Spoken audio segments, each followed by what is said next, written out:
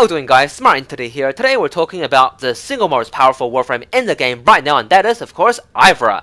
Now, I will discuss this in detail shortly. In fact, I really wanted to do a specialized build because this Warframe definitely deserves one, but because it's not a primed and I really don't want to spend the excellence as well as the time on the formering, I kind of just went with this. And to be honest with you, for any type of in-game gameplay, this will match any kind of max build because I've got all the mods I need. So let's get right into it. We got Constitution, Prime Continuity, Narrow-Minded for maximum power duration. We got Overextended as well as Stretch to get that maximum power range, taking into consideration the loss from Narrow-Minded. We're going to put in Streamline for better energy efficiency as well as Primed Flow for that increase in energy bank. Now that's only half the story. What actually makes Ivara the single most powerful Warframe in the game right now is this mod right here, Covert Lethality. Now keep in mind this mod only works on daggers, but the way it works is if you can do a finish on an enemy, you can do a one-hit KO regardless of enemy level. So you can do a one-hit KO on a level 9999 level enemy. And Ivara can get the most out of this mod, and that's why Ivara is so good. Alrighty, so we're gonna play a survival map on series, a level 35 to 40 survival, just to show how strong this Warframe is. Now, there was a video that was shown a while back on Reddit where someone did a 5-hour survival in the void with Ivara solo, and that just goes to show how powerful this Warframe is and the fact that it can actually self-sustain itself. We'll talk about that shortly as well. So, just to get into the nitty-gritty of it, we'll get ourselves some energy and talk about some of the powers just to get that out of the way because this is an introductory video, not a specialized build video. So Ivara's first ability actually has 4 sub-abilities. Now the first of its sub-ability is Cloak Arrow, and with the build I've got, you can do about 33 to 34 seconds on it, and it basically allows you to shoot an arrow either at an inanimate object or you can shoot at a moving Tenno or Kubra or whatnot, and it basically creates a spherical invisibility sphere that once you're in, you're invisible. Pretty good, pretty good. Now you can rotate to Ivara's other first ability by pressing the number 1 button, and you can fire its ability by holding the number 1 button. Now because we got pretty decent range on this, the second of its first ability, Dash Wire, actually have very good range. Now unlike the first of its first ability, this one doesn't actually have a duration, so you can pretty much go crazy and create a bit of a spidery web if you like. It does have some applications in parkour as well as spy missions. But other than that, it's a really fun ability to have. Now that's pretty much all I can say about Ivara's first ability. The third of its first ability, Noise Arrow, creates a arrow and a point of contact that creates a sound and alerts enemies for enemies to come to you. Now in practice, I suppose you can try to get more enemies in survival, but I've never really found it to be that useful.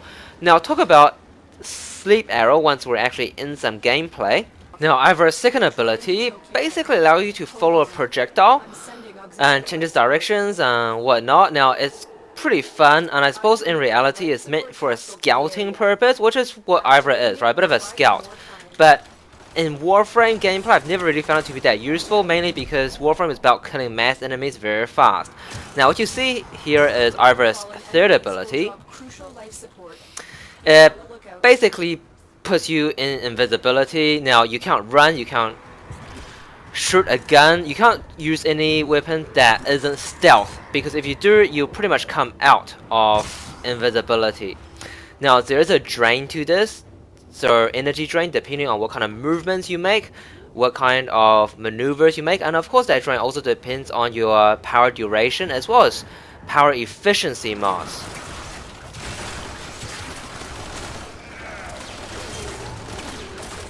Now once you are into the game, you can actually sustain yourself without using anything, but because we're doing a bit of a demo here, I'll just use a couple energy restores to make this a bit easier. Now, Ivara's fourth ability, which is Artemis Bow, it works not unlike Excalibur's Exalted Blade and Wukong's Primal Fury. It basically allows you to use Ivara's innate bow and start shooting multiple projectiles at enemies, and the amount of damage do depend on the mods you have on your current equipped bow.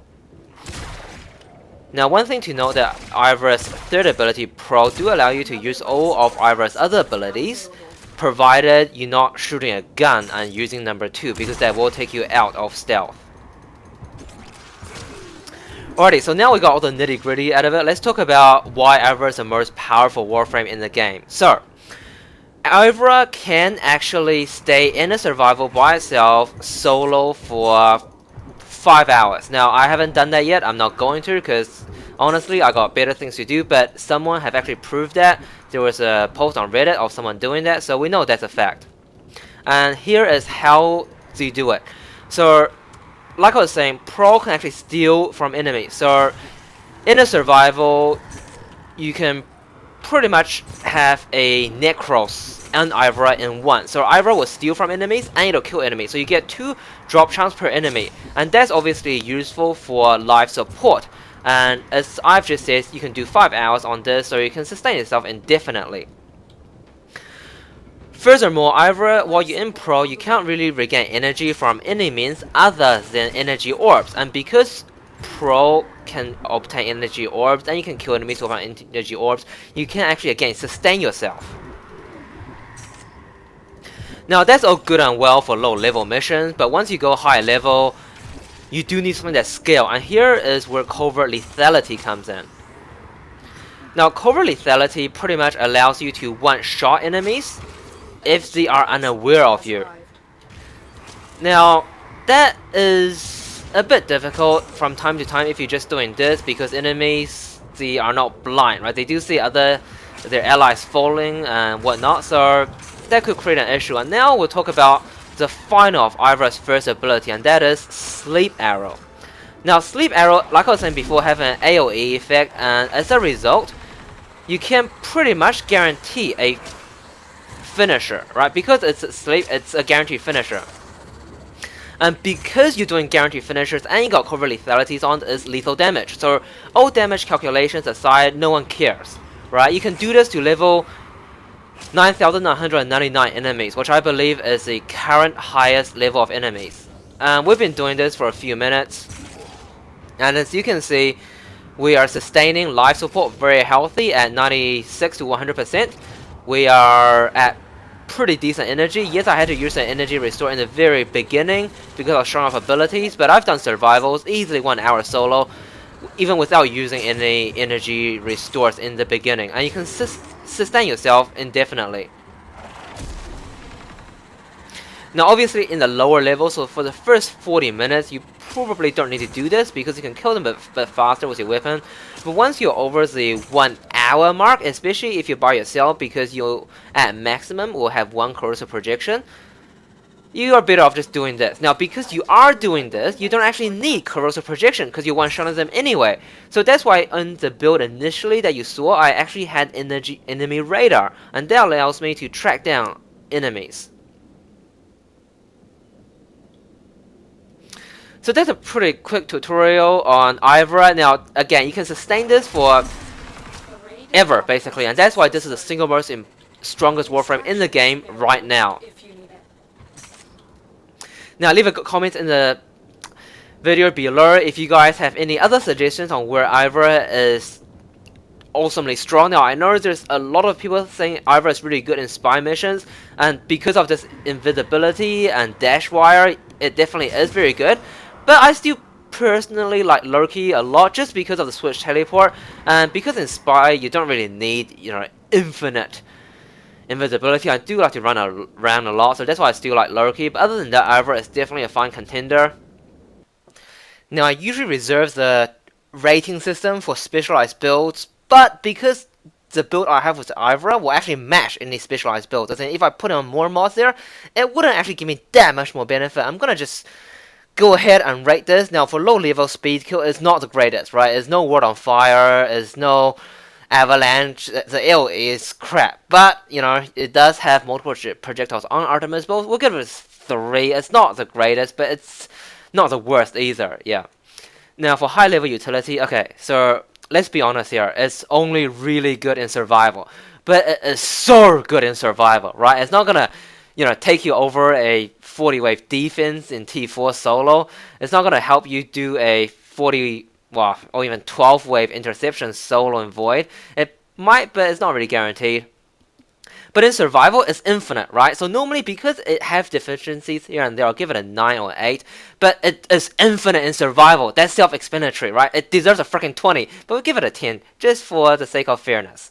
Now for farming utility, okay, so recently they did nerf this such that you can't actually use Pro, i.e. theft, on bosses. So it's not the greatest thing, but we all remember back in the tactical alert days where we were all using Pro on those Arcalites, and it really helped a lot. So in memory of that, we're gonna give it an 8.